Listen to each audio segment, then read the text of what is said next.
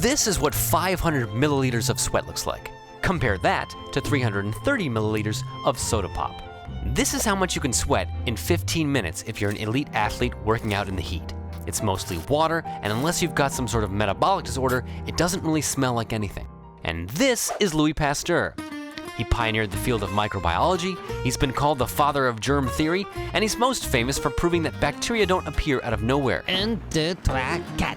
He's also French, and sometimes he smells like sweat. So, how is this possible if sweat doesn't smell?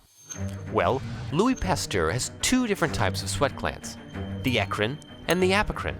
The eccrine sweat glands cover his entire body, and they produce the sweat that's used to keep him cool. The apocrine sweat glands are only found in specific areas, like the armpits or the inguinal region. These sweat glands make the same watery stuff, but with added proteins. Some of these proteins are bonded to stinky odorant molecules, but when they're bonded together, you can't smell the stinky part.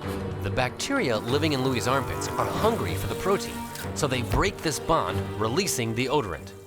Think of it like a candy bar, with the stinky part, the wrapper, bonded to the non-stinky part, the chocolate bar. To get at this delicious protein, the bacteria have to separate the stinky part from the non-stinky part. Then they eat the protein and discard the stinky molecule, which is now free to waft its way into your nose. And that's what smells. So, the guy who studied bacteria is also covered in bacteria. Hungry, littering bacteria. Which explains why it's not the French that smell. It's all the discarded odorant molecules from all the littering French bacteria that are living in their armpits. They're living in my armpits too.